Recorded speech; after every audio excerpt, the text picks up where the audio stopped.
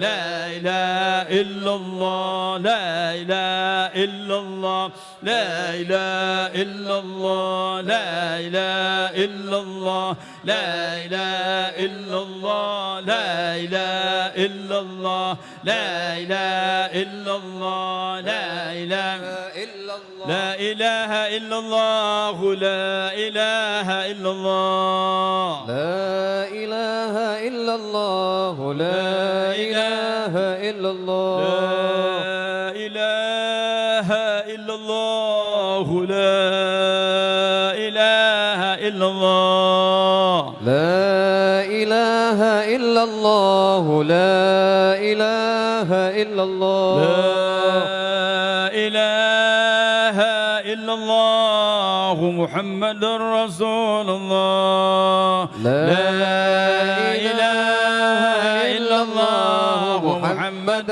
رسول الله اللهم صل على محمد اللهم صل عليه وسلم اللهم صل على محمد اللهم صل عليه وسلم اللهم صل على محمد اللهم صل عليه وسلم اللهم صل على محمد اللهم صل عليه وسلم اللهم صل على محمد يا ربي صل عليه وسلم اللهم صل على محمد يا ربي صل عليه وسلم الله وبحمده سبحان الله وبحمده سبحان الله وبحمده سبحان الله وبحمده سبحان الله وبحمده سبحان الله وبحمده سبحان الله وبحمده سبحان الله وبحمده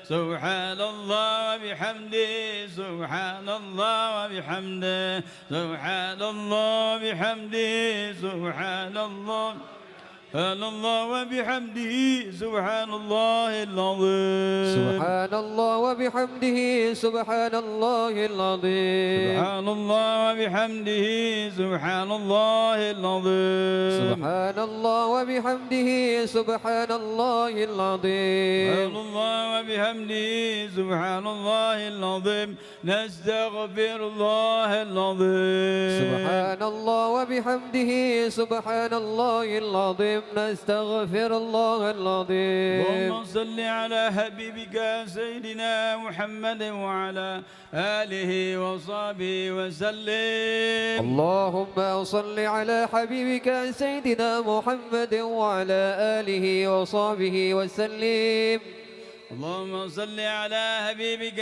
سيدنا محمد وعلى آله وصحبه وسلم اللهم صل على حبيبك سيدنا محمد وعلى آله وصحبه وسلم اللهم صل على حبيبك سيدنا محمد وعلى آله وصحبه وبارك وسلم أجمعين اللهم صل على حبيبك سيدنا محمد وعلى آله وصحبه وبارك وسلم أجمعين ذو الكرسي ثلاثة رب الإخلاص ومعاذتين لعظم سيدنا وحبيبنا صلى الله عليه وسلم خليفة الراشدين صلاتنا أبي بكر وعمر رضي الله عليهم والصحابة التابعين والسلام أهل الكساء أهل البدء نحن الإشباك على ذنب الفرد لا يتوضل ما شاف الأول سيدنا أحمد رضي الله صلى الله عليه وسلم كان محمد بن علي سيدنا العالم الصوفية دين العالم أولى إلى في المشايخ والمغارب أولى إلى في ثم إلى مقبرة في زنبل ومغرى في سيف ومغرى في حفظة ومغرى في عناد ومغرى في الدوان أولياء في المشايخ والمغارب أولى إلى في هذا البلاد ثم أولى إلى في أجه ثم إلى أصل ما حونا بسبابهم خصوصا أبو بكر بن حسين من البقية kemudian John Syarif Hafid في بكر من السنة ثقافة جامع الأولياء الصالحين أغنى صوفية العقل أولى إلى في هذا المكان ثم إلى آبائنا وأمهاتنا والجن والشمس المسلمين وإلى حضرة النبي محمد صلى الله عليه وسلم الفاتحة أعوذ بالله من الشيطان الرجيم بسم الله الرحمن الرحيم الحمد لله رب العالمين الرحمن الرحيم مالك يوم الدين إياك نعبد وإياك نستعين اهدنا الصراط المستقيم صراط الذين أنعمت عليهم غير المغضوب عليهم ولا الضالين آمين. الله لا إله إلا هو الحي القيوم لا تأخذه سنة ولا نوم له ما في السماوات وما في الأرض من ذا الذي يشفع عنده إلا بإذنه يعلم ما بين أيديهم وما خلفهم ولا يحيطون بشيء من علمه إلا بما شاء وسع كرسيه السماوات والأرض ولا يؤوده حفظهما وهو العلي العظيم. بسم الله الرحمن الرحيم. قل هو الله أحد الله الصمد لم يلد ولم يولد ولم يكن له كفوا أحد. بسم الله الرحمن الرحيم. قل هو الله أحد الله الصمد لم يلد ولم يولد ولم يكن له كفوا أحد. بسم الله الرحمن الرحيم. قل هو الله أحد الله الصمد لم يلد ولم يولد ولم يكن له كفوا أحد. بسم الله الرحمن الرحيم. قل أعوذ برب الفلق من شر ما خلق ومن شر غاسق إذا وقب ومن شر النفاثات في العقد ومن شر حاسد إذا حسد. بسم الله الرحمن الرحيم. قل أعوذ برب الناس مالك الناس إله الناس من شر الوسواس الخناس الذي يوسوس في صدور الناس من الجنة والناس. أعوذ بالله من الشيطان الرجيم. بسم الله الرحمن الرحيم. الحمد لله رب العالمين حمدا يوافي نعمك كافيا مزيدا. يا ربنا لك الحمد كما ينبغي لجلال وجهك الكريم وعظيم سلطانك فانك لا نطيع ثناء عليك كما اثنيت نفسي ولك الحمد قبل رضا ولك الحمد بعد رضا ولك الحمد ارضنا عنا دائما ابدا. اللهم صل على نور من عبدك وحبيبك سيدنا محمد الامين وعلى اله وصحبه وحقنا بحبه واكرمنا بقربه واجعلنا من رفقائه يا رب العالمين. اللهم صل وسلم على سيدنا صلاة تنجينا بأجمل الأهوال والآفات وتقضي لنا بأجمل الحاجات وتطهرنا من جميع السيئات وترفعنا عندك على الدرجات وتبلغنا صلاه من الحياة وبعد الممات. اللهم أعنا على ذكرك وشكرك وحسن عبادتك.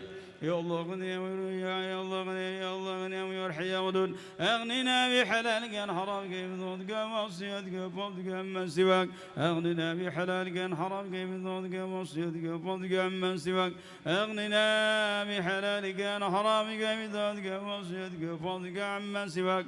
اللهم تقبلت وقرأ من القرآن العظيم ومحلينا من قول لا إله إلا الله وسبحنا وسبحان الله بحمده وصلينا بنبيك محمد صلى الله عليه وسلم في هذا المسلم في هذا المسلم المبارك هادية واصلة ورحمة نازلة وبركة شاملة وصدقة متقبلة نقدمها نوديها إلى حضرة سيدنا وحبيبنا صلى الله عليه وسلم خليفة الراشدين سيدنا أبي بكر وعمر وعثمان وعلي ومن بعد الصحابة وتابعين تابع حسن بن ثم أهل القساء أهل المدائن وحضر الشبكة ثم يسر حمد الله صلى الله عليه وسلم ألف المقدم محمد بن علي سنة على وسفية المحاكم ثم إلى أولاد المشايخ وإلى في هذا البلاد ثم إلى سمى الطريق عبد الله من الحدان خصوصا زي المقام أبي بكر بن مسلم وبكير نكون شايف فاطمة بنت أبي عبد الرحمن نايدي بكر بكر جميل بكر من سقف جميل أولياء صالحين ثم إلى آبائنا وأمهاتنا وجدنا وشيخنا أوصل الله وذهب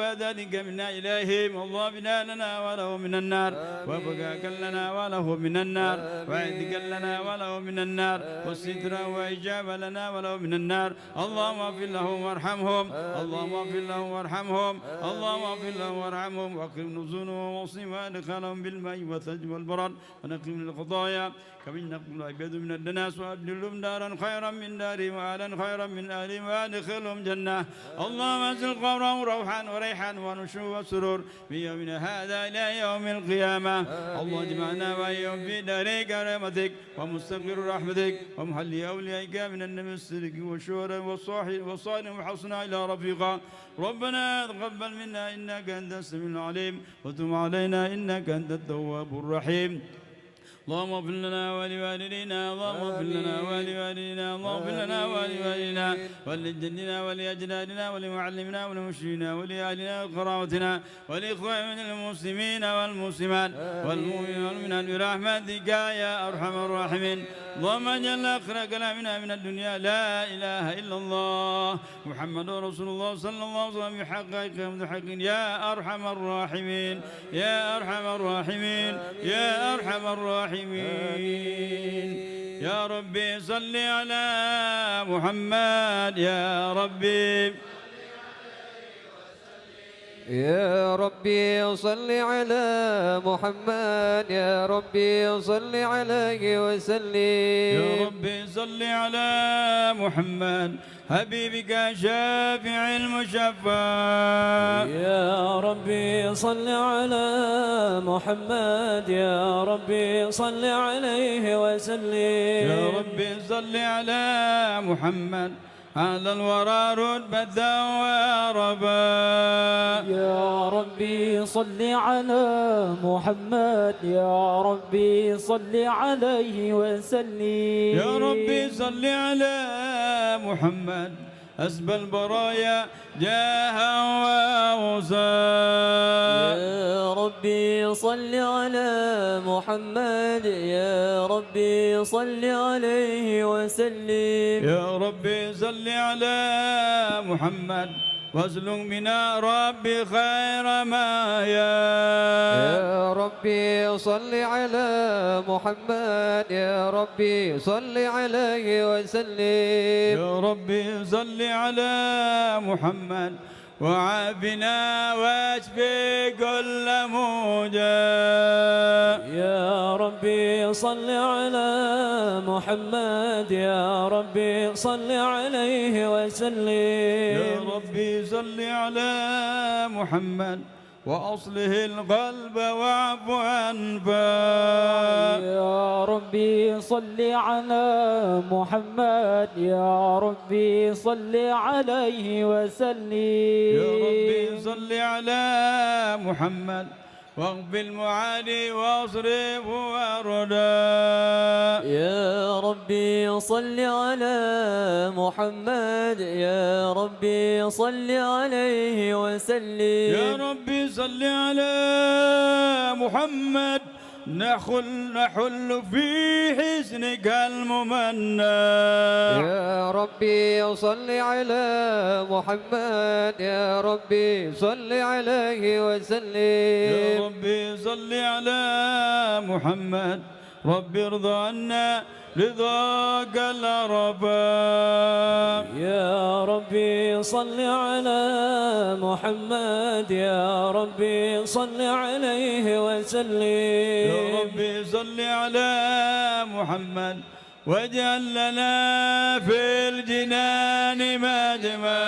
يا الله يا ربي صل على محمد يا ربي صل عليه وسلم. يا ربي صل على محمد ربك بنا خير خلقك جمال. يا ربي صل على محمد يا ربي صل عليه وسلم. اللهم صل وسلم وبارك عليه وعلى آله.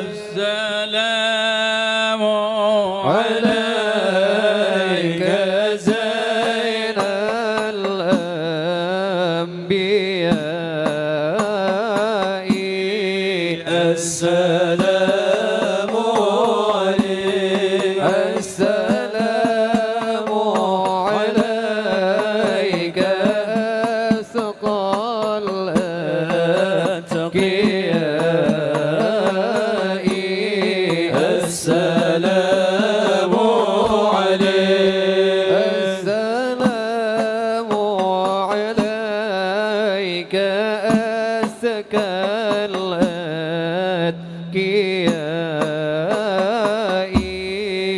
السلام عليك السلام عليك أصفى الأصفياء.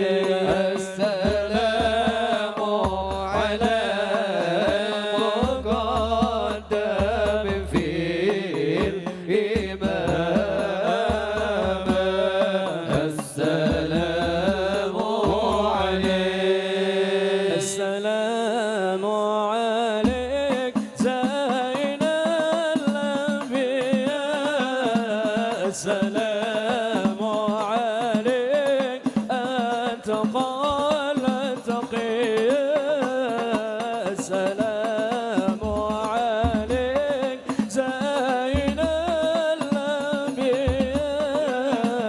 السلام عليك السلام عليك السلام عليك زين الأنبياء السلام عليك أتقى الأتقياء السلام عليك زين الأنبياء السلام عليك السلام عليك السلام على المتوج بالكرامة السلام على المضلل بالغمامة السلام على المتوج بالكرامة السلام على المضلل بالغمامة السلام على المشفع في القيامة السلام عليك السلام عليك السلام عليك زين الأنبياء السلام عليك أتقى الأتقياء السلام عليك زين الأنبياء السلام عليك السلام عليك اللهم صل وسلم وبارك عليه وعلى آله. أعوذ بالله من الشيطان الرجيم بسم الله الرحمن الرحيم إنا فتحنا لك فتحا مبينا صلى الله ليغفر لك عليه الله ما تقدم من ذنبك وما تأخر ويتم نعمته عليك ويهديك صراطا مستقيما صلى الله عليه وينصرك الله نصرا عزيزا صلى الله عليه لقد جاءكم رسول من أنفسكم عزيز عليه ما عنتم حريص عليكم بالمؤمنين رؤوف رحيم يا رحيم وإن تولوا وقل حسبي الله لا إله إلا هو عليه توكلت وهو رب العرش العظيم يا عظيم إن الله وملائكته يصلون على النبي يا أيها الذين آمنوا صلوا عليه وسلموا تسليما اللهم صل وسلم وبارك عليه وعلى آله. اللهم صل وسلم وبارك عليه وعلى آله صلى الله عليه. الحمد لله الذي هدانا بعبده المختار من دعانا صلى الله عليه. بالإذن وقد نادانا لبيك يا من دلنا وهدانا صلى الله عليه. صلى عليك الله بارئك الذي بك يا مشفع خصنا وحبانا صلى الله عليه مع آلك الأطهار معدن سرك الأسماء فهم سفن النجاة حمانا صلى الله عليه. وعلى صحابتك الكرام حماة دينك أصبحوا لولائه عنوانا صلى الله عليه. والتابعين لهم بصدق ما حدا حاد المودة هيج الأشجانا صلى الله عليه. والله ما ذكر الحبيب لدى المحب إلا وأضحى والها النشوانا صلى الله عليه. أين المحبون الذين عليهم بذل النفوس مع النفائس هانا صلى الله عليه. لا يسمعون بذكر طه المصطفى إلا به انتعش وأذهب رانا صلى الله عليه. فاحتاجت الأرواح تشتاق اللقاء وتحن تسأل ربها الرضوانا صلى الله عليه. حال المحبين كذا فاسمع إلى سير المشفع وارهف الآذان صلى الله عليه. وانصت إلى أوصاف طه المجتبى واحضر لقلبك يمتلئ وجدانا يا ربنا صل وسلم دائما على حبيبك من إليك دعانا.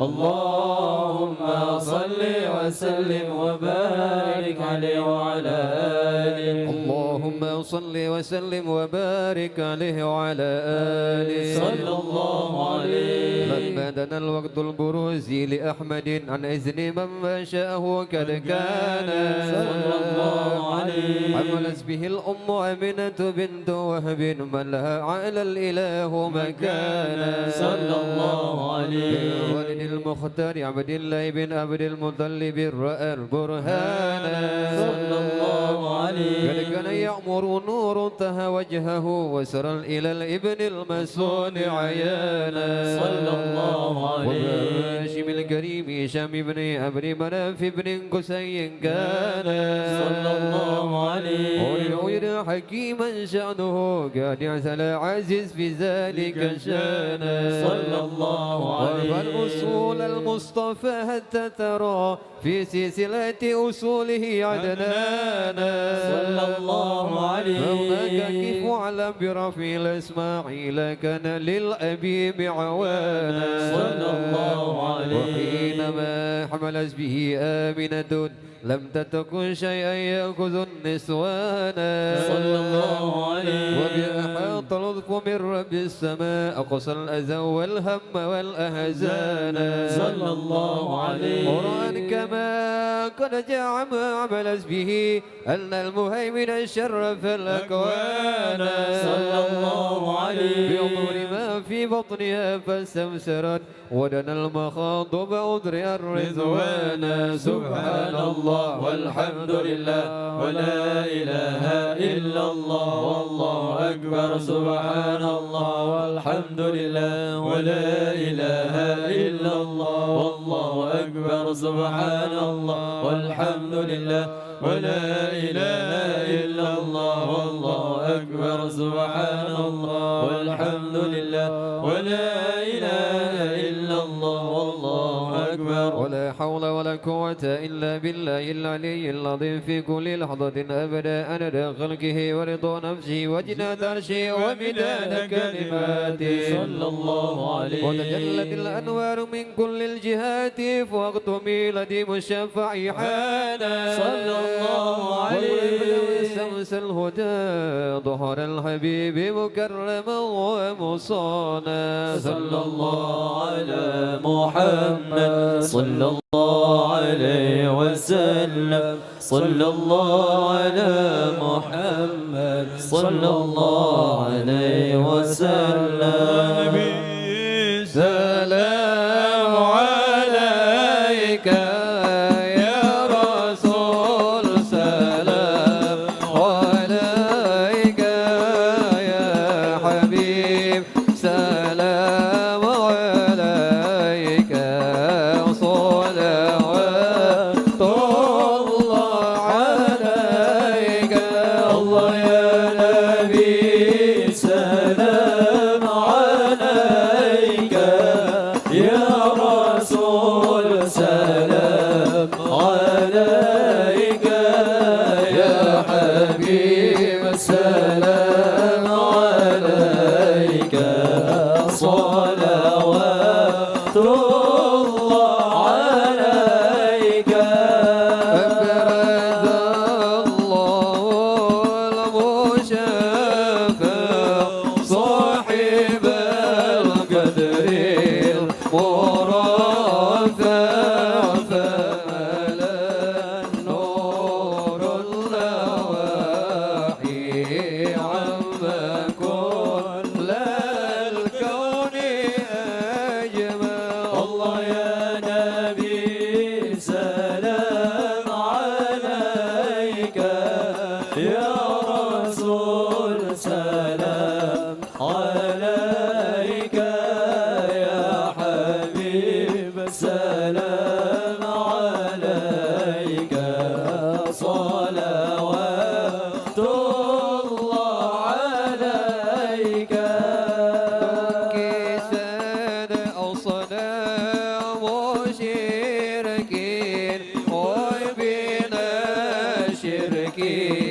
تصدى ودنا وقت الهداية وحمى الكفر تزعزع. الله يا نبي سلام عليك يا رسول سلام عليك يا حبيب سلام عليك صلوات الله عليك. مرحبا أهلا وسهلا بك يا ذا القدر الرفيع يا إمام للرسالة من به الآفات تدفع. الله يا نبي سلام عليك يا رسول سلام عليك يا حبيب سلام عليك صلوات الله عليك.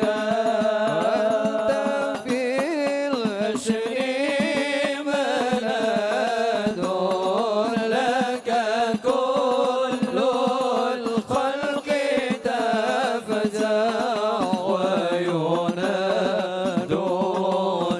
ترى ما قدها من هول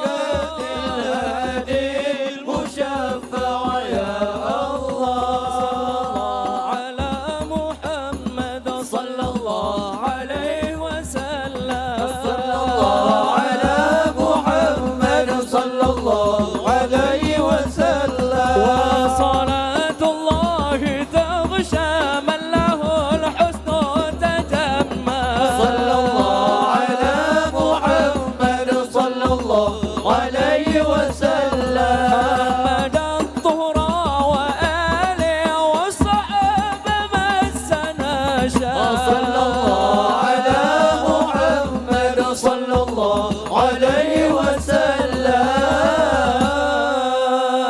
اللهم صل وسلم وبارك عليه وعلى آله صلى الله عليه اللهم صل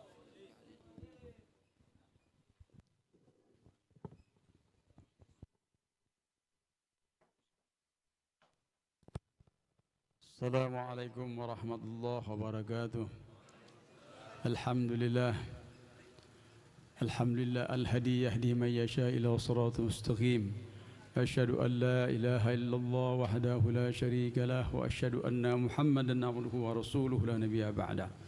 اللهم صل وسلم على سيدنا محمد مفتاح باب رحمة الله عدد ما فيه من الله صلاة وسلاما دائما ودوم ملك الله وعلى آله وصحبه وله أما بعد. Segala puji bagi Allah Subhanahu wa taala atas limpahan rahmat Allah dalam perkumpulan daripada Allah Subhanahu wa taala. Salawat dan salam kepada Muhammad sallallahu alaihi wasallam.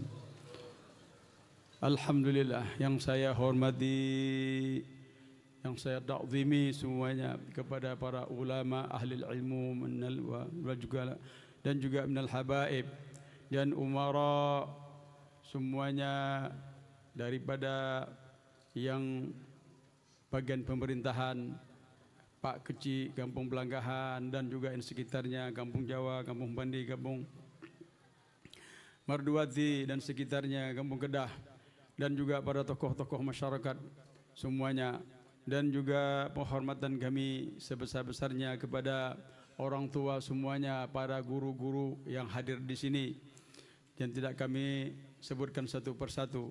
Kemudian hadirin wa hadirat rahmatullah Allah Subhanahu wa taala yang telah ditakdirkan oleh Allah kita berkumpul di sini. Tidak lain Allah memulaikan kita dengan apa? Dengan perkumpulan, dengan berkah daripada orang yang dimulakan Allah Subhanahu wa taala, Al Habib Abu Bakar bin Husain Balfaqih Negeri Dianjo. Hadirnya kita di sini yang telah jauh-jauh datang, yang berkhidmat, yang memberikan bantuan, yang mendoakan, yang senang dengan acara di sini. Ini tidaklah sia-sia, semua adalah dalam pemberian Allah Subhanahu wa taala. Curahan rahmat daripada Allah Subhanahu wa taala. Pandangan rahmat dari Allah Subhanahu wa taala, karena dengan sebab ini merupakan cinta kita kepada kekasihnya Allah Subhanahu wa taala. Pewaris Rasulullah sallallahu alaihi wasallam. Dzikruhum tanzirur rahman, menyebut mereka, menceritakan mereka, membaca manaqib-manaqib mereka adalah turun rahmat daripada Allah Subhanahu wa taala. Maka duduk kita ini tidak sia-sia, dan kami atas panitia mengucapkan selamat datang, ahlan wa sahlan wa marhaban, dan juga mungkin ada dari habaib dari luar daerah Aceh atau memang dari Lombok yang kita ketahui, dari Al Habib, dari orang tuanya Haidar, dan juga daripada dari luar Aceh yang mungkin dari Lok Semawe, dan juga daripada Lamno dan sekitarnya. Dan selamat datang atas kedatangannya, dan kami sangat berbesar hati. Demikianlah mudah-mudahan pertemuan kita diberkahi oleh Allah Subhanahu wa taala.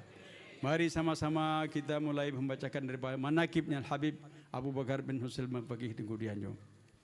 Beliau adalah Al-Habib Abu Bakar bin Husain bin Umar bin Abu Bakar bin Ahmad bin Abdul Rahman bin Faqih bin Muhammad bin Abdul Rahman Ashqa bin Abdullah bin Ahmad bin Ali bin Muhammad bin Ahmad Syahid bin Muhammad Al-Faqih Al-Muqaddam bin Ali bin Muhammad Sahib Al-Mirbat bin Ali Khaliq Qasam bin Alwi bin Muhammad bin Alwi bin Ubaidillah bin Ahmad Al-Muhajir bin Isa Ar-Rumi bin Muhammad Al-Naqib bin Ali Uraidi Ja'far As-Sadiq bin Muhammad Al-Baqir bin Ali Zain Al-Abidin bin Hussein bin Ali bin Ali bin Abi Talib wa Fatimah Zahra binti Rasulullah sallallahu alaihi wasallam.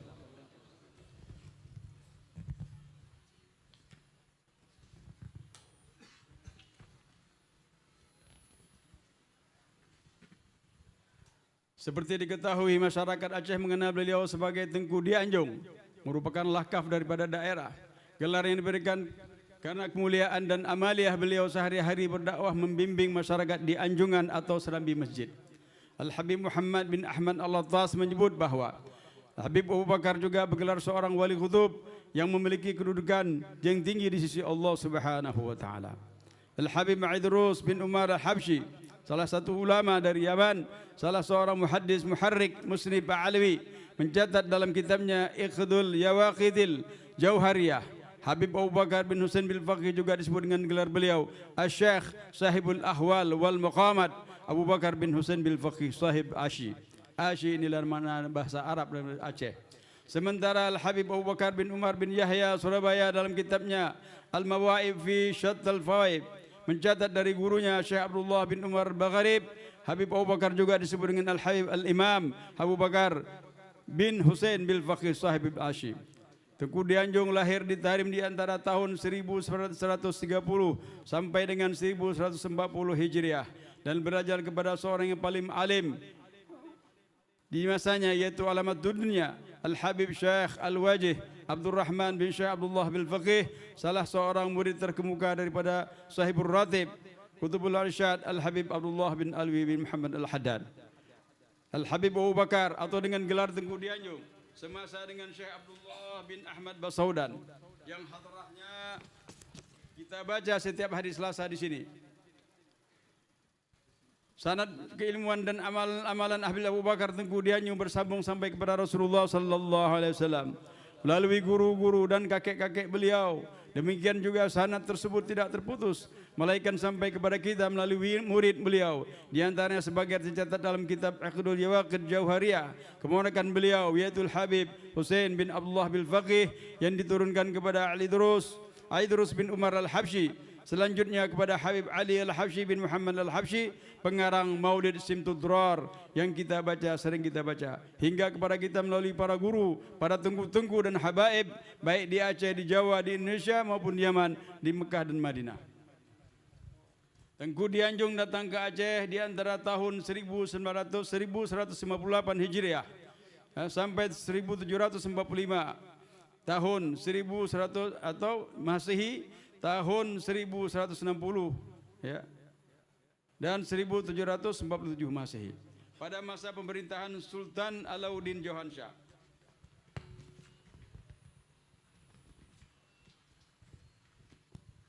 Yang sebelumnya Habib Abu Bakar melaksanakan ibadah haji dan ziarah di makam Nabi Muhammad sallallahu alaihi wasallam bersama dengan rekannya yaitu Habib Abdurrahman bin Mustafa Al-Idrus, Habib Syekh bin Muhammad Al-Jufri pada tahun 1157 Hijriah atau 1744 Hijriah, yang dimana mereka mengamalkan daripada kitab daripada Badiatul Hidayah karya Imam Ghazali, sehingga kemudian diperintahkan oleh ketemu dengan Rasulullah sallallahu alaihi wasallam ya qadha, dan kemudian diperintahkan oleh Rasulullah sallallahu alaihi wasallam menuju, yang satu diperintahkan ke Mesir, yang kedua ke negeri daripada negeri Hindia, dan kemudian yang ada kemudian di Aceh, dan pertemuan dengan Rasulullah sallallahu alaihi wasallam, dan ini tidaklah aneh bagi mereka nin aulia illah, apalagi mereka daripada minal khutubiyah. Kemudian disebutkan menurut Habib Umar bin Hafid, perintah Nabi sallallahu alaihi wasallam, Habib Abu Bakar menyebut 3 hal, yaitu mendakwah agama Islam kepada masyarakat non-muslim dan membimbing umat yang telah beragama Islam, dan membantu menghalau makar orang-orang kafir yang hendak menjajah wilayah umat Islam di Nusantara. Selama di Aceh, Habib Abu Bakar berdakwah beberapa tempat dan mewakafkan tanah yang dihadiahkan kepada beliau untuk kepentingan agama dan masyarakat. Dan tercatat wakaf Habib Abu Bakar Tengku Dianjung tidak hanya ada di Kecamatan Kutaraja, Banda Aceh, tapi juga di Kenire, Sigli, Kabupaten Pidi. Dan Habib juga memberikan nasihat dan saran kepada Sultan Aceh, salah satu yang membantu Sultan Aceh dalam melunasi jebakan hutang dengan kerajaan Inggris pada saat itu. Dan Habib Abu Bakar meninggal dimakamkan di desa Pelanggahan. Maka beruntunglah kita yang ada di Pelanggahan ini, karena ada makamnya daripada ulama. Di samping masjid beliau dibangun, di sisi makam Tengku Dianjung, juga di makam istri beliau Syarifah Fatimah binti Habib Abdurrahman Al-Aidid, dan kemudian diperingati daripada haulnya meninggalnya istri beliau 18 Rajab. Dan tidak tercatat tentang anak dan keluarga beliau Habib Bakar selain selama ini menetap yang di Aceh.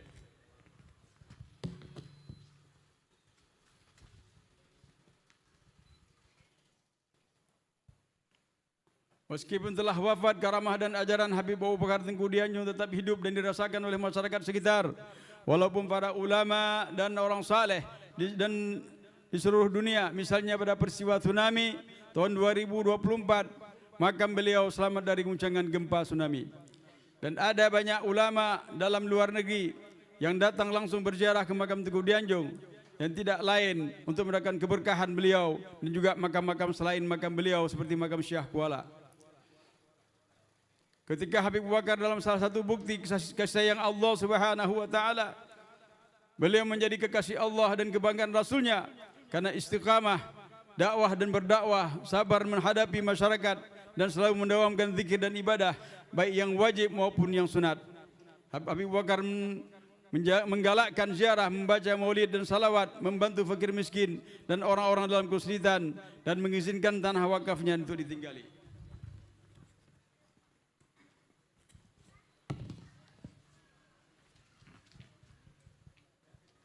Sudah sepantasnya kita berterima kasih kepada ulama kita Al-Habib Abu Bakar, mengenang jasa dan ajaran beliau serta menyelenggarakan haul beliau yang kita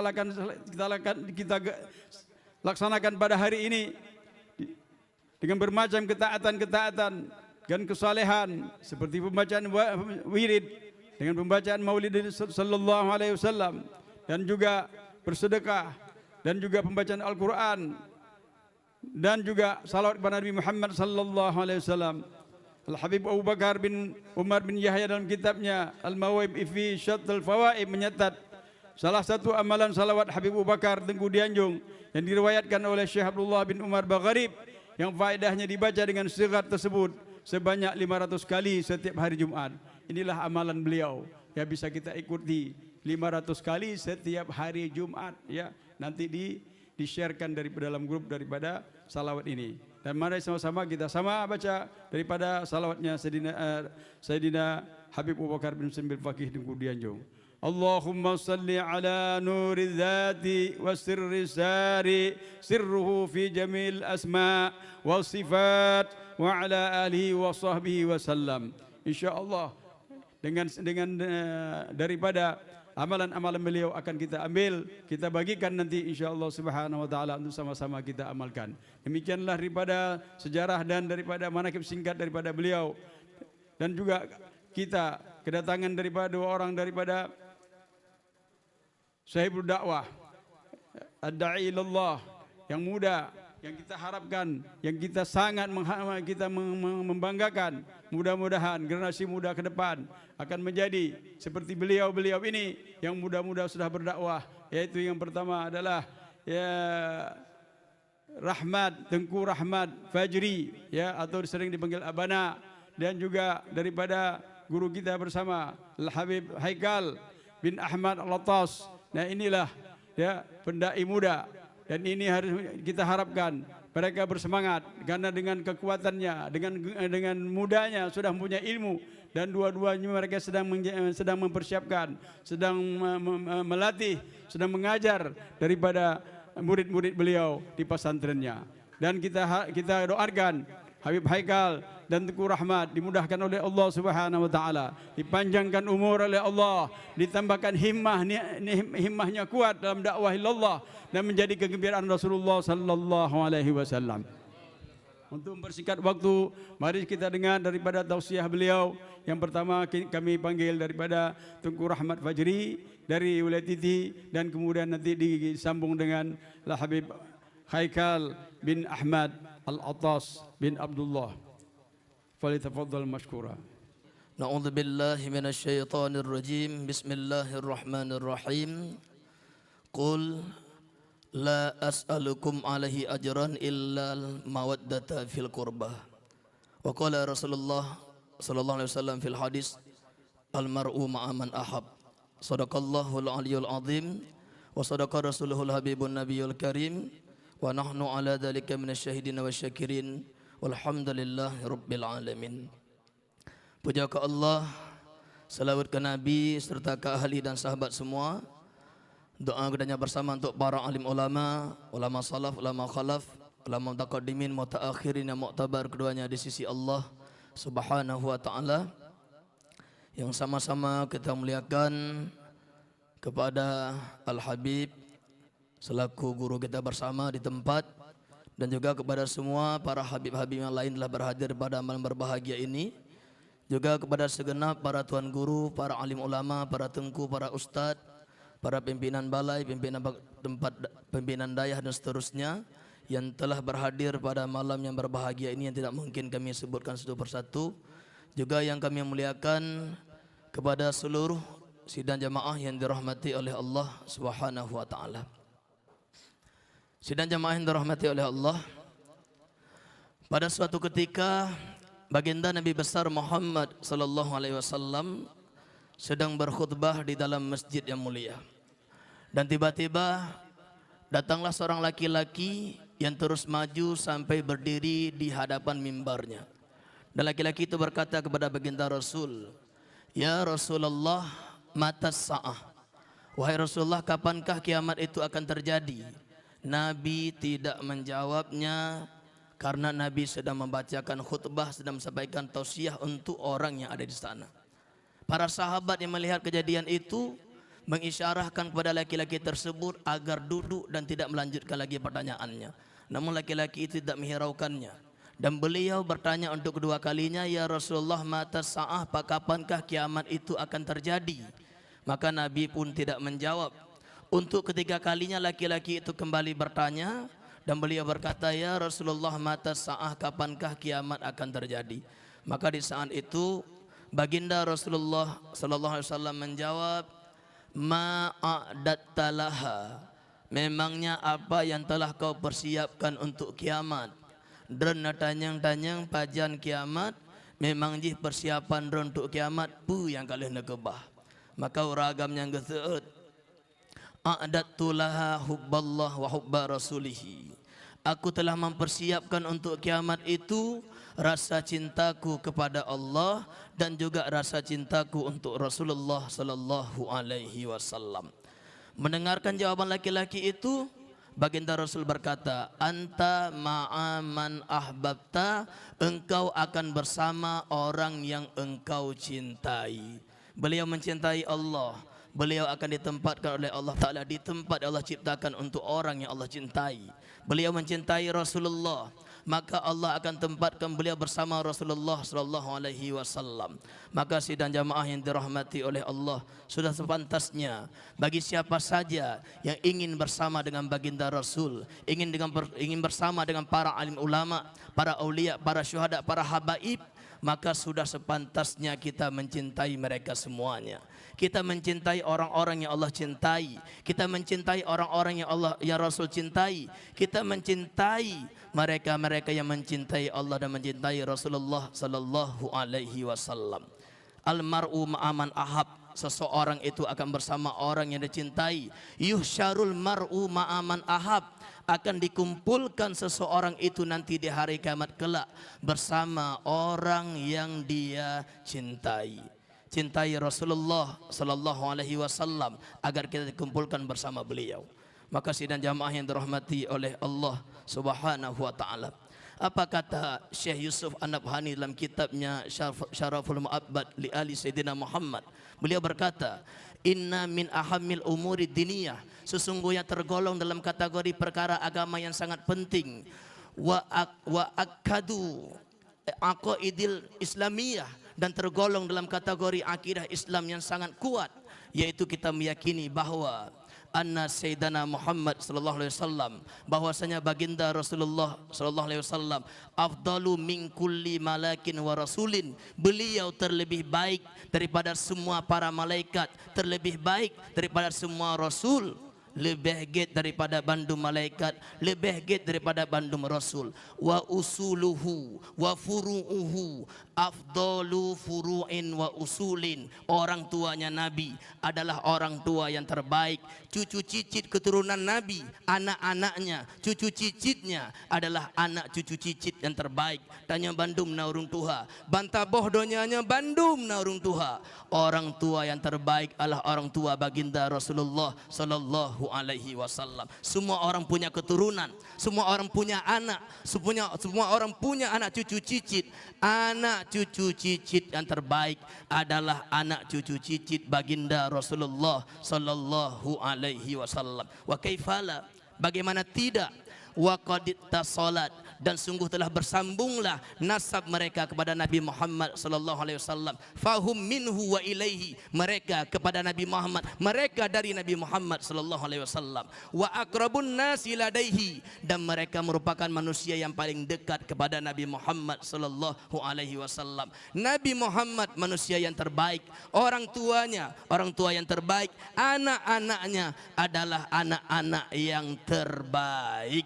Maka sudah sepantasnya bagi seorang muslim, bagi seorang mukmin yang bertauhid, baik dia mujtahid, baik dia muqallid, apa yang sepantasnya mencintai baginda Nabi besar Muhammad sallallahu alaihi wasallam.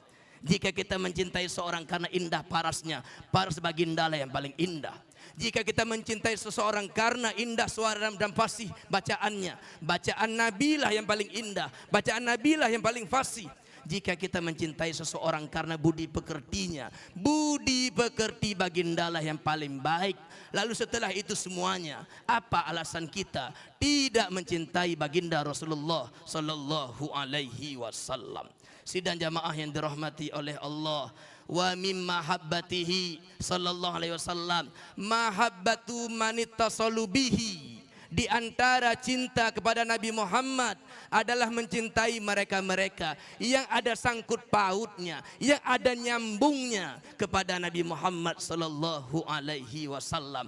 Tidak diragukan lagi, Al-Habib Abu Bakar bin Husin bil Faqih dan semua para habaib, baik yang ada di Aceh, baik yang di luar Aceh, baik di Nusantara ataupun di luar Nusantara, semuanya adalah orang-orang yang ada sambungnya kepada Nabi, ada nyangkutnya kepada Nabi. Di antara tanda mencintai Rasulullah, kita mencintai setiap orang yang ada hubungannya dengan baginda Rasulullah sallallahu alaihi wasallam. Maka kapan tak lagi danyo tak cinta para habaib keluarga Nabi besar Muhammad sallallahu alaihi wasallam. Dan perlu kita ketahui bahwa yang menginginkan kita mencintai mereka bukan Nabi Muhammad sendiri, bukan keluarga Nabi sendiri, tapi Allah yang katakan dalam kitab suci Al-Quran di surat Syura ayat yang ke-23, Kul, katakan olehmu wahai Rasulullah, wahai Muhammad, la as'alukum, aku tidak meminta kepada kalian, alaihi, atas wahyu telah aku sampaikan, atas agama yang telah aku ajarkan, ajran, aku tidak minta upah, aku tidak minta uang, aku tidak minta gaji, illal mawaddata fil kurba, kecuali hanya kasih sayang untuk kerabat-kerabat, sahabat yang mendengarkan Nabi membacakan ayat itu. Mereka bertanya, ya Rasulullah, man qarabatukum haula'il ladina wajabat alaina mawaddatuhum. Ya Rasulullah, siapakah keluargamu yang wajib bagi kami untuk mencintainya? Maka Nabi berkata, Ali wa Fatimah wa ibnihima, Sayyidina Ali, Sayyidatuna Fatimah dan anak keduanya, yakni Hasan dan Husin, dan juga seluruh zuriat-zuriat yang kemudian lahir daripada Hasan dan Husin. Yang menginginkan kita mencintai Ahlul Bait bukan mereka sendiri, yang menginginkan itu bukan Nabi, tapi Allah yang inginkan kita kita agar kita mencintai keluarga Rasulullah sallallahu alaihi wasallam. Maka tanya Bandung, beruh lam golongan yang caci para habaib, beruh lam golongan yang perendah para habaib, beruh lam golongan yang memandang dengan tidak baik kepada keturunan Rasulullah sallallahu alaihi wasallam. Apa kata Nabi? La yuhibbuna ahlal bait. Tidak akan mencintai kami para ahlul bait illa kecuali mukminun taqiyun, orang mukmin yang bertakwa. Wala yabghaduna illa munafikun syakiyun, dan tidak akan benci kepada kami kecuali orang munafik yang celaka. Hati-hati yang benci para habaib, yang bengeh kecucu Nabi, yang palak ke duriat Nabi, yang hamil kalian duriat Nabi, benci ne kalian, icah ne kalian, munafikun syakiyun. Walaupun cara membaca kitab, walaupun jid bahasa Arab, walaupun jid dah temebut, tapi nyona benci dalam hati ke duriat Nabi. Nabi katakan, la yuhibbuna ahlal bait, tidak akan mencintai kami para ahlul bait ini illa mu'minun taqiyun, kecuali orang mukmin yang bertakwa. Wala yabghaduna, dan tidak akan membenci kami illa munafikun syaqiyun, kecuali orang-orang yang munafik yang akan celaka. Na'udzubillah summa na'udzubillah summa na'udzubillahi min zalik. Semoga Allah berjaga adanya Bandung. Sidang jamaah yang dirahmati oleh Allah, ada yang berani mengatakan bahawa tidak ada lagi keturunan Nabi Muhammad hari ini. Mereka berdalihkan karena Nabi tidak ada anak laki-laki yang sempat besar kemudian berkeluarga dan memiliki keturunan. Mereka mengatakan keturunan Nabi telah terputus. Tapi apa kata Nabi Muhammad SAW? Kullu bani unsa, setiap anak laki-laki daripada anak perempuan yang tamuna ila asabatihim, mereka tersambung nasabnya kepada orang tua laki-lakinya, illa, terkecuali kata Nabi, walada Fatimah, anaknya Siti Fatimah, fa inni ana waliyuhum, akulah wali mereka itu, wa ana asabatuhum, akulah asabah mereka itu, wa ana abuhum, dan akulah ayah mereka itu. Dengan berani-beraninya mereka mengatakan tidak ada lagi keturunan Nabi Muhammad hari ini. Apa kata Sayyidina Hasan ketika berkhutbah? Suatu hari Sayyidina Hasan berkhutbah dan beliau berkata, man arafani faqad arafani, siapa yang mengenalku maka sungguh dia telah mengenalku. Wa man lam ya'rifni, tapi siapa saja yang hari ini tidak mengenalku, fa anal Hasan bin Muhammad, akulah Hasan bin Muhammad. Beliau tidak berkata anal Hasan bin Ali, tapi kata beliau anal Hasan bin Muhammad. Kemudian beliau berkata, ana ibnun Nadir wa ana ibnul Bashir. Nadirnya nama Nabi, Bashirnya nama Nabi. Lun anak Nadir, lun anak Bashir. Pemakna Nadir, sang pemberi ancaman bagi mereka yang tak mau beriman. Pemakna Bashir, sang memberi berita gembira bagi mereka yang mau beriman. Lantas setelah semuanya dengan jelas Nabi katakan, dengan jelas dalilnya, kenapa masih juga ada orang-orang yang terus berkata bahawa keturunan Nabi Muhammad itu tidak lagi ada? Maka sidang jamaah yang dirahmati oleh Allah, jangan tertipu, jangan termakan dengan omongan-omongan mereka. Dalam kitab Tafsir Al-Kasyaf karya Imam Zamakhsyari, beliau menuliskan, meriwayatkan satu hadis begitu panjang yang diantara matanya adalah man mata ala hubbi Ali Muhammad, siapa yang meninggal dalam keadaan mencintai keluarga Nabi Muhammad, mata syahidan, dia meninggal tercatat sebagai orang mati syahid. Ala man mata ala hubbi Ali Muhammad, ketahui oleh kalian, siapa saja yang meninggal dalam keadaan mencintai keluarga Nabi Muhammad, mata makfuran, dia meninggal sebagai orang yang diampuni dosa oleh Allah Ta'ala. Ala, ketahui olehmu, man mata ala hubbi Ali Muhammadin, siapa saja meninggal dalam keadaan mencintai keluarga Nabi Muhammad, mata taiban, dia meninggal sebagai orang yang bertaubat. Ala, ketahui olehmu, man mata ala hubbi Ali Muhammadin, siapa meninggal dalam keadaan mencintai keluarga Nabi Muhammad, mata mu'minan mustakmilal iman, dia meninggal sebagai orang beriman dan imannya sempurna. Ala, ketahui olehmu, man mata ala hubbi Ali Muhammadin, siapa saja meninggal dalam keadaan mencintai keluarga Nabi Muhammad, yuzaffu ilal jannati, dia dibawa ke surga, kama yuzafful arusa ila baiti zaujiha, sebagaimana diantarkannya pengantin kepada rumah istrinya. Ala, ketahui oleh kalian, man mata ala hubbi ali Muhammadin, siapa saja meninggal dalam keadaan mencintai keluarga Nabi Muhammad, futiha lahu fi qabrihi babani, dibukakan baginya di kuburnya 2 pintu ilal jannah, untuk ke surga. Ala, kata Nabi, ketahui oleh kalian, man mata ala hubbi ali Muhammadin, siapa saja meninggal atas mencintai keluarga Nabi Muhammad, mata ala sunnati wal jamaah, dia meninggal atas sunnah dan jamaah. Kemudian Nabi membaliknya, waman mata ala bughdi ali Muhammad, dan siapa saja meninggal dalam keadaan membenci terhadap keluarga Nabi Muhammad sallallahu alaihi wasallam, naudzubillahi min zalik, jaa yaumal qiyamah, dia akan datang dari kiamat, maktuban baina aini, tertulis di dahinya, aisun min rahmatillah, orang yang putus daripada rahmat Allah. Man mata ala bughdi Ali Muhammad, siapa meninggal dalam keadaan membenci keluarga Nabi Muhammad sallallahu alaihi wasallam, naudzubillah, mata kafiran, dikhawatirkan boleh jadi meninggalnya dalam keadaan tidak selamat iman.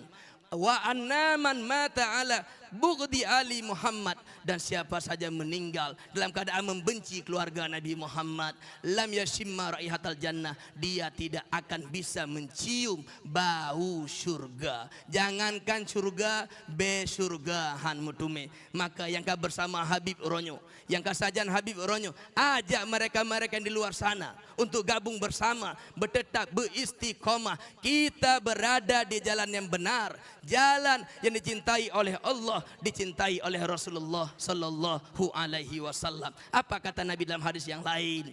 Ij'alu ahlal baiti minkum makanar ra'si minal jasadi wa makanal ainaini minar ra'si. Jadikan keturunanku itu, keluargaku itu dalam hidup kalian bagaikan kepala dari badan, bagaikan 2 mata dari kepalanya. Nyohanaule badan haudib bemenan ke para habibnya laudib danyo. Dan Nabi nekena sebuah hadis tu sidanya mahin rahmati oleh Allah Taala. Penekele Nabi, ahlul baiti fikum kasafinati Nuh.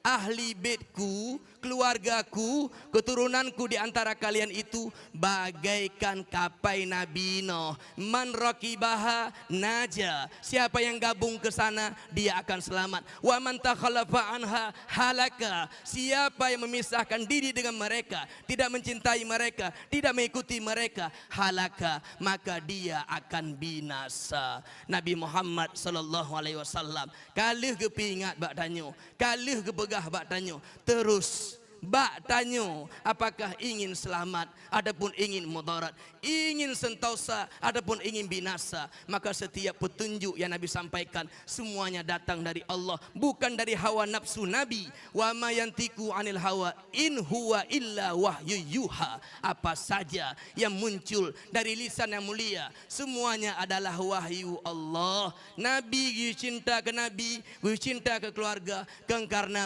Nabi, tapi keinginan daripada Allah Subhanahu wa taala. Artinya yang tidak mencintainya, beliau sedang menentang kepada Allah Subhanahu wa taala. Sidang jamaah yang dirahmati oleh Allah, mungkin hanya sekian sedikit yang bisa kami sampaikan pada malam berbahagia ini. InsyaAllah nanti akan disampaikan secara panjang lebar oleh Tuan Guru kita bersama Al-Habib Haikal. Mungkin hanya sekian, di mana kalimat yang hana get, kalimat yang hana jroh, kalimat yang hana pah, hana berkenan batirun ramandum. Kemulai kemah barayat. Assalamualaikum warahmatullahi wabarakatuh. Qala Allah Ta'ala fil Qur'anil Karim, qul in kuntum tuhibbunallah fattabi'uni yuhibbukumullah. Qala Rasul al-mar'u ma'nahab. Amma ba'd, ta'zimu ikraman kepada sahibul magam Al-Habib Abu Bakar bin Husain Balfaqih.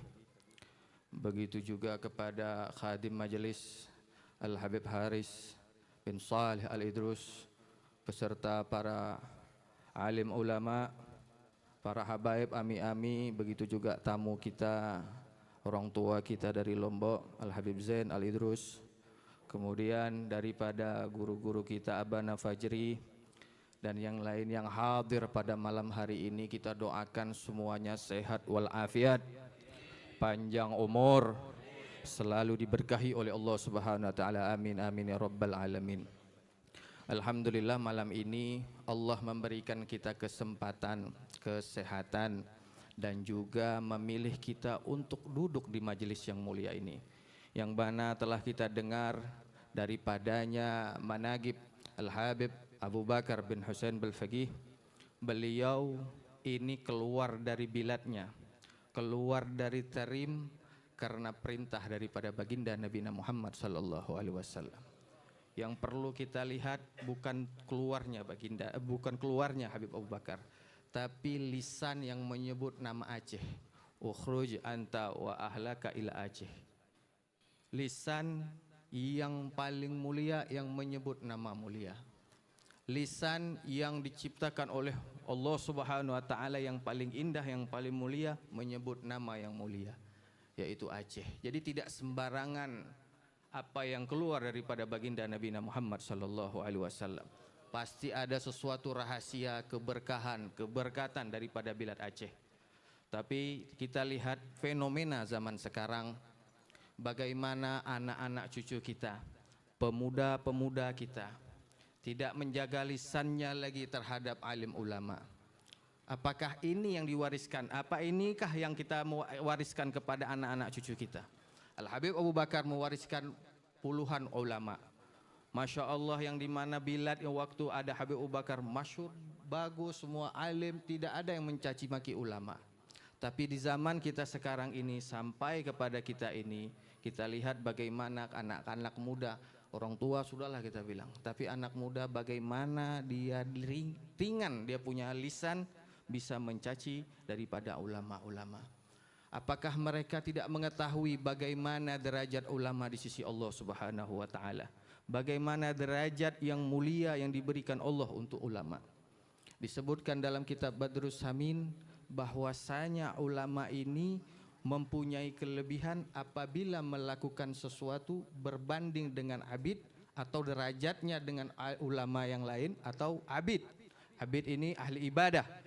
Itu 70 derajat perbedaannya. Satu derajat dengan derajat lain itu jaraknya 500 tahun perjalanan.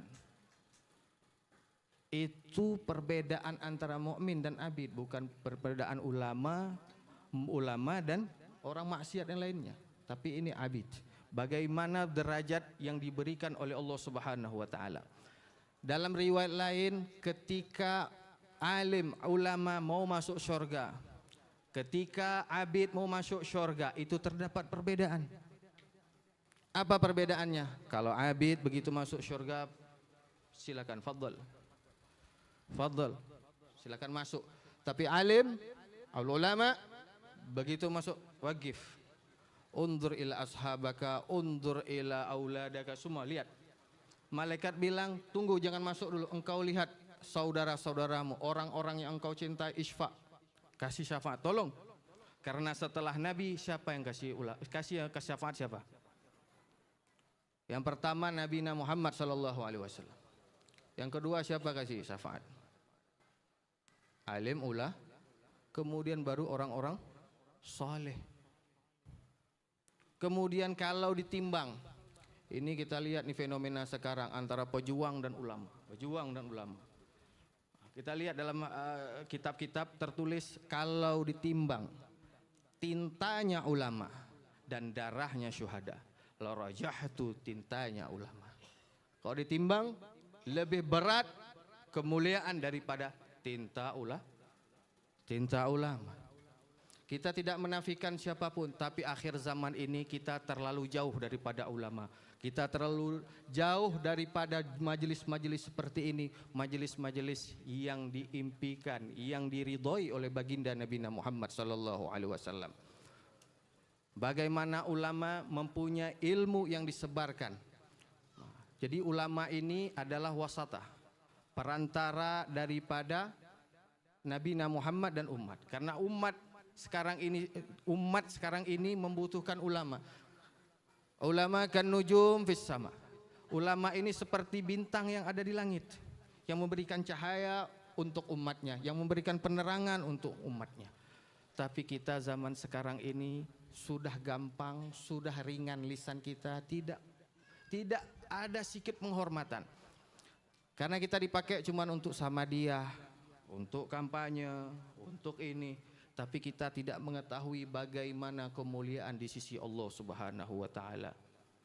Tidak mengetahui bagaimana besarnya peran ulama di sisi Allah Subhanahu. Bagaimana kita lihat fenomena sekarang ini juga, yang ulamanya begini, ulama amar ma'ruf dibeda-bedakan dengan nahi mungkar, padahal itu wajib sejalan.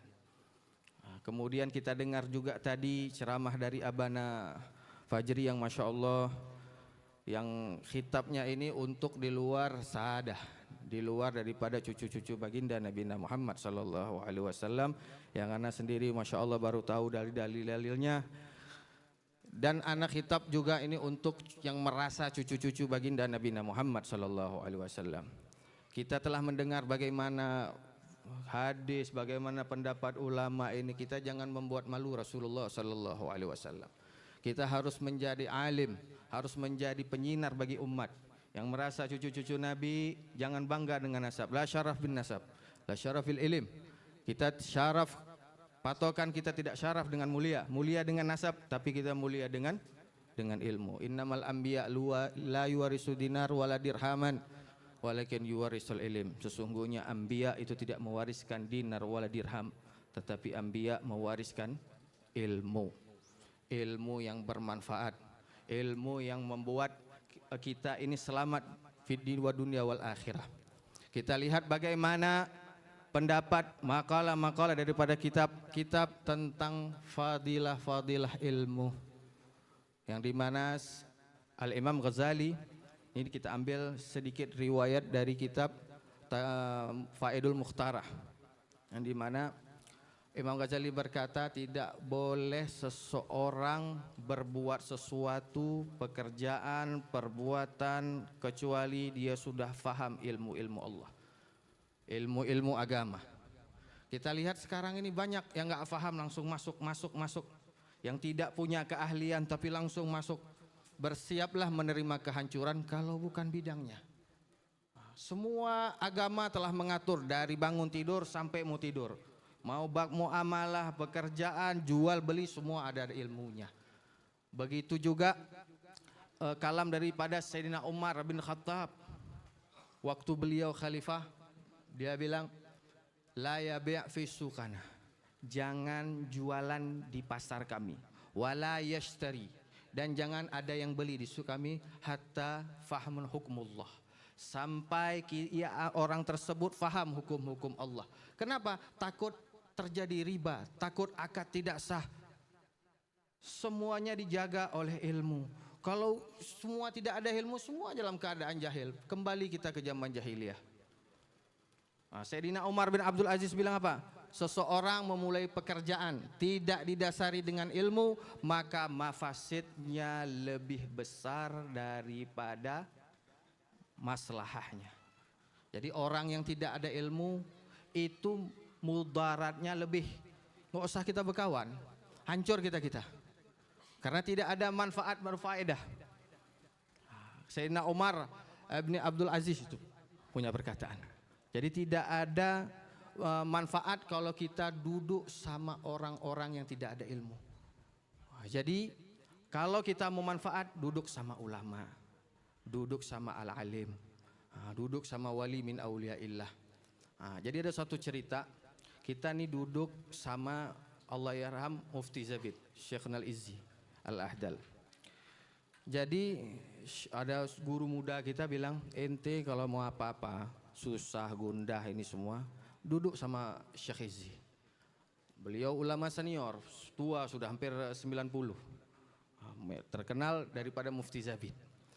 Jadi kita ini duduk sama ulama cuman bahas-bahas, tidak bahas lain. Apa kabar? Inilah, basa-basi lah kita duduk sebentar. Tapi apa yang kita dapatkan? Kita duduk sama ulama, bukan ulama yang iman fi amplop, tapi iman yang betul-betul ulama hakiki. Jadi kita duduk, kita pandang wajah beliau, apa yang di hati kita habis. Masalah gundah ini semua macam biasa, nggak ada lagi. Haja Syekh yang muda, guru anak kata ke Syekh Fikri Khalil, itu khalas cukup. Itu memang kebiasaan daripada ulama yang diwariskan oleh baginda Nabi Muhammad. Nabi Muhammad ini kisah daripada Attab ini ingin bunuh Nabi. Tapi begitu kena pandangan Nabi, langsung berubah. Ada tarbiyah nabawiyah. Tarbiyah pandangan. Yang dimana nazar ulama, pandangan daripada seorang wali itu bisa menghidupkan hati yang mati. Hati kita ini hitam, berasa iri, dengki, banyak penyakit. Oke, mana caranya? Itu salah satunya kita duduk sama ulama Rabbani. Betul-betul kita ulama yang betul-betul lillahi ta'ala. Kita cukup mandang wajahnya, hati kita bersih. Itu memang dari Nabi Muhammad SAW yang diwariskan kepada ulama-ulama. Jadi pandangan daripada ulama-ulama ini bisa menghidupkan hati yang mati. Banyak kelebihan daripada ulama. Yang nantinya waktu di padang mahsyar ini mereka ini bersilau seperti kilauan berlian nih semuanya nih. Yang alim ulama, penuh dengan cahaya-cahaya ilmu. Kita waktu di sini kita sepilih malas duduk, tapi waktu di akhirat nanti di padang mahsyar semua sibuk cari. Berdekat-dekat sendiri, tapi nggak ada. Yang dekat tetap dekat, yang jauh tetap jauh. Waktunya di sini telah diberikan almar'u man ahab, sudah kita bilang tadi. Sesuatu dikumpulkan bersama yang kita cinta. Jadi ta'alluq, ikatan daripada akhirat ini ikatan hati. Ikatan hati, bukan ikatan duduk majelis begini, tapi hati, ikatan hati kita sama beliau. Kabi Umar apa kami ba'id garib, kami min garib ba'id. Siapa yang duduknya ini tapi sebenarnya dia jauh karena hatinya nggak sama orang tersebut. Tapi orang jauh hatinya selalu terikat. Ibaratnya lagi Habib Umar memberikan contoh seperti kita tekan HP, kita pencet nama Muhammad. Yang keluar di HP Muhammad siapa? Nama kita. Begitu juga kita sebut duduk di majelis-majelisnya oleh Habib Bakar bin Hussein Balfaqih. Begitu juga beliau mengenal kita. Makanya kita alhamdulillah punya makam, punya ulama, punya banyak Aceh warisan-warisan ulama wali min auliaillah. Maka perziarahlah agar nantinya kita selamat waktu sakratul maut. Ini cerita sedikit waktu ana ziarah. Kita ini di Tarim setiap Jumat wajib ziarah. Habis wirid langsung berangkat ke Zambal. Pemakaman begini. Langsung berangkat ke Zambal. Tahu jam 6 pagi waktu musim dingin, kedinginan, tidur. Coba tanya sama Habib Haris. Jadi waktu pagi kena musim dingin, kita ya kepala macam ayam mau tidur semua. Tapi anak waktu itu ceramah Habib Umar tentang fadilah ziarah. Yang dimana fadilahnya itu waktu nyawa kita di gar-gar. Waktu nyawa kita di gar-gar, di kerongkongan. Nah, kata Habib Umar, nanti enti orang bakal tahu fadilah ziarah wali-wali min auliaillah. Kenapa? Waktu nyawa kita di gar-garah, merekalah yang datang. Merekalah yang mendampingi ini. Merekalah yang membantu dalam mengucapkan talqin. Jadi ini yang kita dapat, kita tidur-tidur langsung terkejut. Betul-betul waktu itu langsung hilang ngantuk, langsung benar-benar kita ziarah, betul-betul kita melakukan dengar ceramah daripada Syekh Habib Umar. Nah, jadi fadilah kita perbanyak ziarah ini waktu nyawa kita di gar-gar, waktu nyawa kita di kerongkongan. Gimana kisah Ahmad bin Hambal waktu ditalkin sama muridnya. Begitu dibilang qul la ilaha illallah, la ilaha, la. Terkejut muridnya bilang, kenapa ini Ahmad bin Hambal begitu ditalkin nggak mau?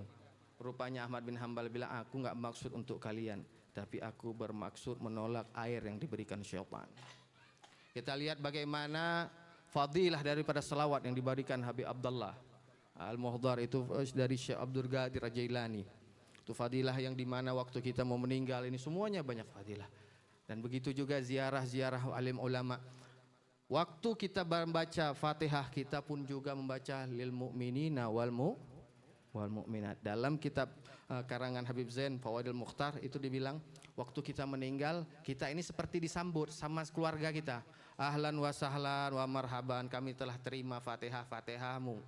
Jadi kita meninggal tidak dalam keadaan asing. Kita meninggal tidak ada keadaan macam orang lain, karena kita setiap harinya mengirim Fatihah untuk saudara-saudara kita yang telah meninggal. Nah, begitu fadilah-fadilah daripada kita menziarah daripada orang-orang saleh dan mengirimkan Fatihah. Dan inilah yang manfaat-manfaat yang kita dapat kalau kita berziarah. Banyak lagi kalau kita buka dalam kitab-kitab, kita berziarah wali min auliyaillah. Tapi ini merupakan suatu yang kita dambakan, meninggal bisa ditemani oleh para wali min auliyaillah. Maka kita setiap Jumat itu ziarah orang tua kita, ziarah kubur daripada wali min auliyaillah. Jangan bosan-bosan, karena itu bermanfaat untuk akhir hayat kita. Nah, dan ini momentum dengan momentum Muharram ini, apalagi ini bulan-bulan Muharram, bulan yang mulia, yang dimana kita sunnah untuk ziarah orang tua yang sudah meninggal, ulama. Rame-rame kita datang untuk berziarah yang masih hidup dan sudah meninggal. Itu disunnahkan juga kita membawa hadiah-hadiah untuk anak yatim. Anak-anak Rasulullah abal yatim membawa hadiah untuk anak-anak yatim. Ini bulan Muharram, bulan yang mulia. Dan juga tadi disebutkan oleh Abana Fajri kelebihan-kelebihan daripada mencintai keluarga baginda Nabi Muhammad sallallahu alaihi wasallam. Ini Abana, kita ini telah di Aceh khususan, kita ini sedang lagi memulai daripada anak generasi kita ini sudah memulai belajar ilmu agama yang baik. Nah, jadi dulu kita ini putus daripada dakwah, ini sekarang kita sudah mulai, alhamdulillah, berkah juga Habib Abu Bakar bin Hussein Balfaqih dan dukungan-dukungan daripada tengku-tengku ulama-ulama semuanya yang menjadi kebahagiaan Rasulullah sallallahu alaihi wasallam, yang dimana melihat cucu-cucunya alim menjadi ulama. Dan kita mohon juga kepada dukungan daripada jamaah-jamaah. Kita minta ridhanya kalau ada lihat sedikit daripada keluarga kita yang kurang baik, yang tidak pantas, itu kita nasihatin. Jangan dibiarin, jangan di hal-halu, kok dibilang jangan dicuek. Kita minta dukungan, jangan dibiarin karena mentang cucu Nabi, mentang-mentang ini langsung alah biar aja. Tapi kita lihat bagaimana baginda Nabi Muhammad sallallahu alaihi wasallam. Kita lihat bukan mereka, tapi kita lihat baginda Nabi Muhammad sallallahu alaihi wasallam. Ajari mereka, salah bilang salah, betul bilang betul, dukung mereka dalam hal kebaikan. Jadi dengan momentum haul kali ini semuanya pasang niat, semoga Allah mengabulkan doa-doa dan niat-niat kita.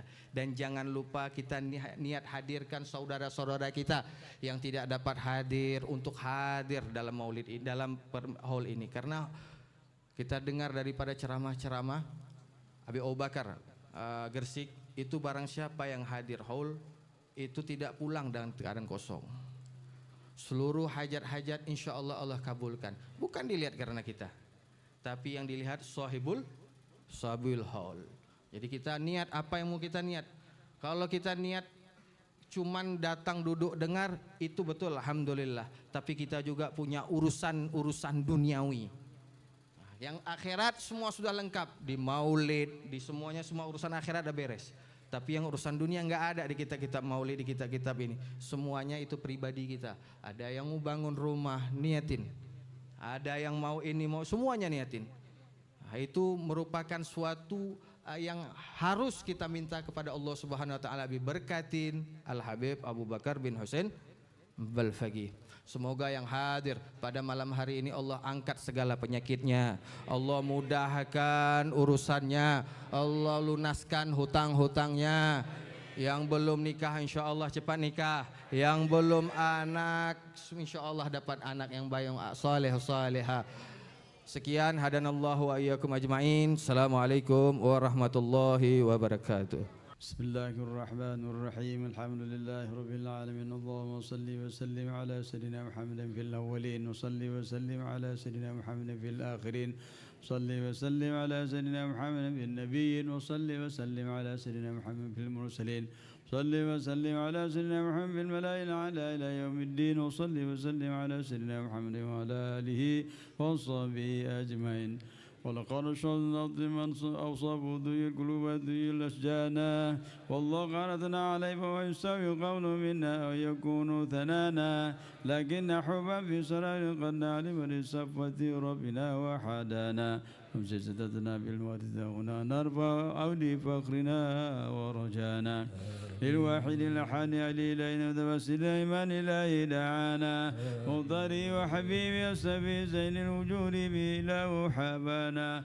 يا ربنا يا ربنا يا ربنا بالمصطفى اقبلنا أجب دعوانا أنت لنا أنت لنا أنت لنا يا ذكرنا بهذه الدنيا وفي أخرانا أصل لنا الأحوال واغفر ذنبنا ولا تأخذ ربي إنا خطانا واصل بنا بنجد المصطفى ذنب على قدم الحبيب خطانا أرنا فضل منك طلعتنا مد في بهجة عن الرضا ترعانا واطلب به بكل حال حبلنا وحبال من ودى ومن ولانا والمسلمين ومن نجاب لنا ذوي الحقوق وطالبا نوصانا والحاضرين والسعي في جميعنا نحن بين يديك أنت ترانا يا الله ولقد رجوناك فاقصرنا واسمع بفضلك يا سميع دعانا وانصر بنا سنة طبيبك الأرض واكوى كل من عادانا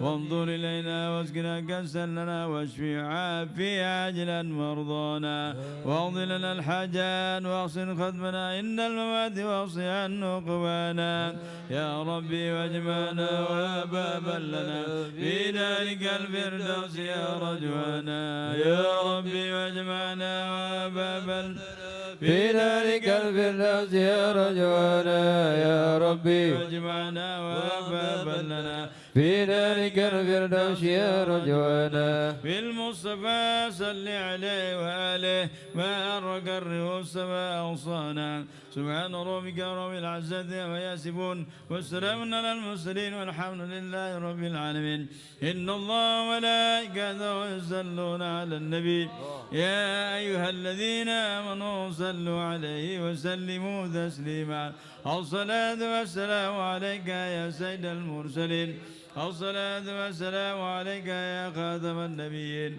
الصلاة والسلام عليك من نصرك الله رحمة للعالمين ورضي الله تعالى عن صحابة رسول الله أجمعين آمين. سيدنا النبي سيدنا النبي سيدنا النبي سيدنا النبي سيدنا النبي سيدنا النبي الحبيب أبو بكر بالفقيه حبيب النبي الحبيب أبو بكر بالفقيه حبيب النبي يا بدرة من هذا كل كمالي بدا يعبر عن علاك مقالي أنت الذي أشرقت في أفق العلا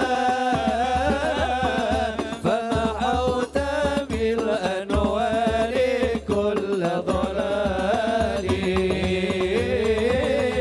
فمحوت بالأنوار كل ضلال سيدنا النبي سيدنا النبي سيدنا النبي سيدنا النبي سيدنا النبي سيدنا النبي سيدنا النبي سيدنا النبي سيدنا النبي الحبيب أبو بكر الفقيه حبيب النبي الحبيب أبو بكر الفقيه حبيب النبي وبك استنار الكون يا علم الهدى بالنور والإنعام والإكرام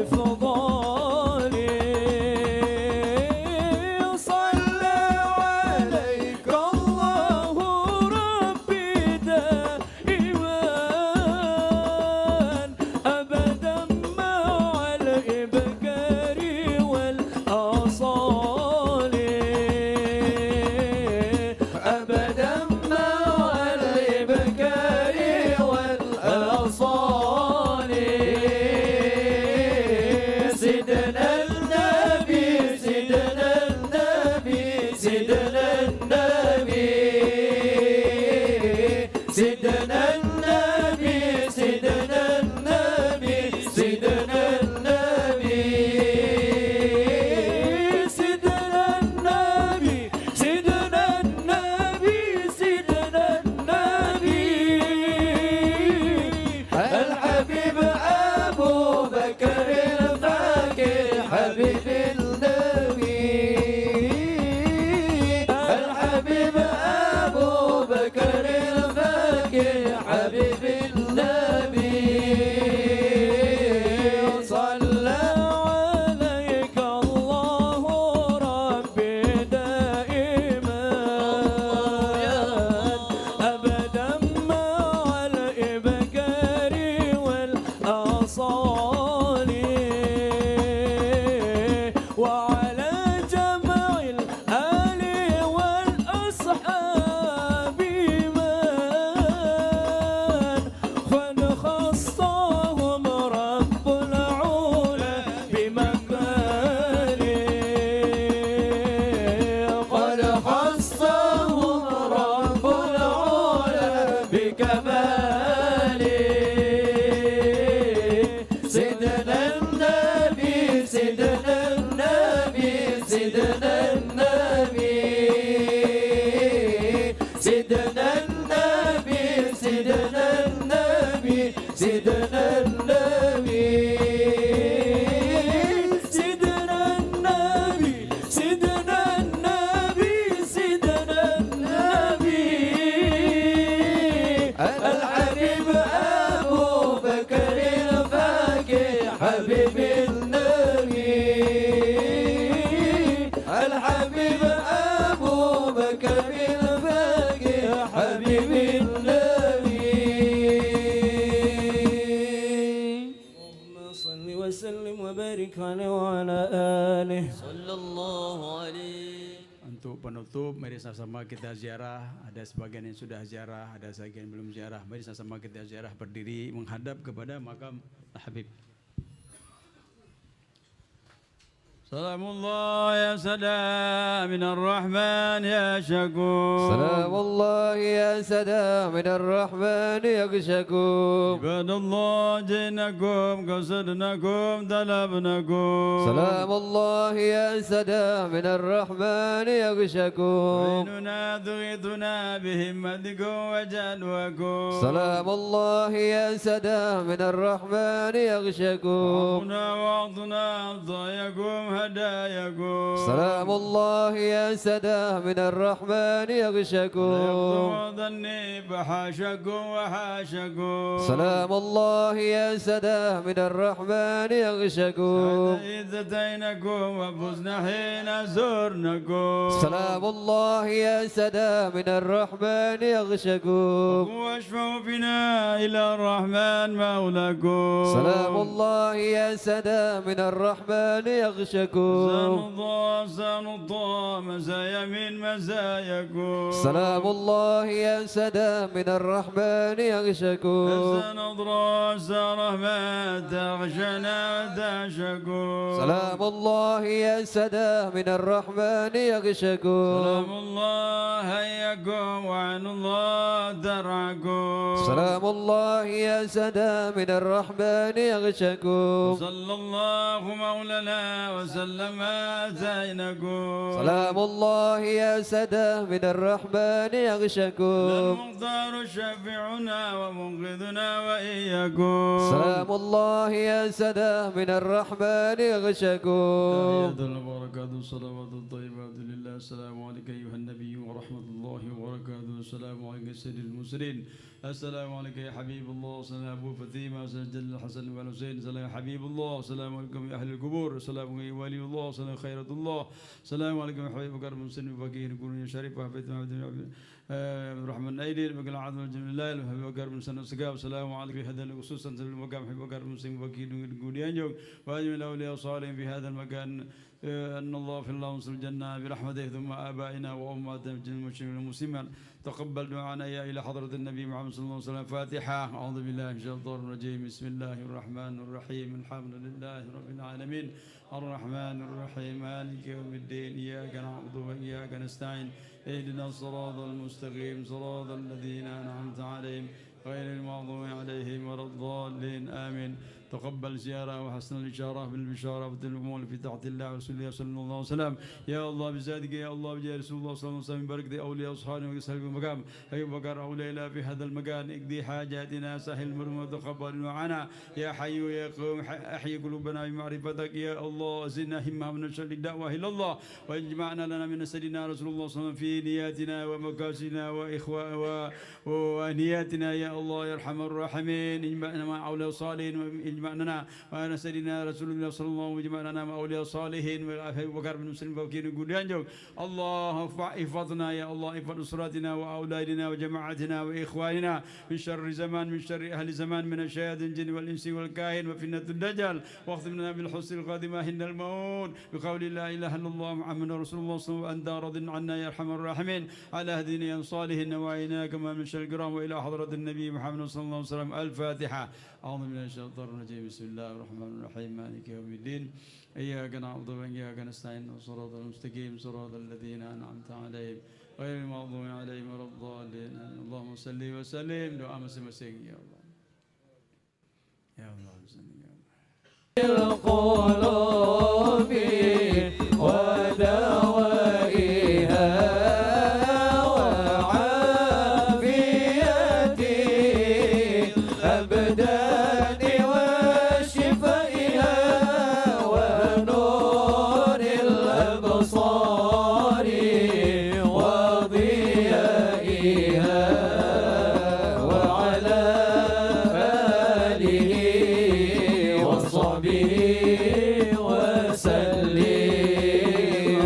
اللهم صل وسلم على سيدنا محمد صاحب البشرى صلاة تبشرنا بها وأهلنا وأولادنا وجميع مشايخنا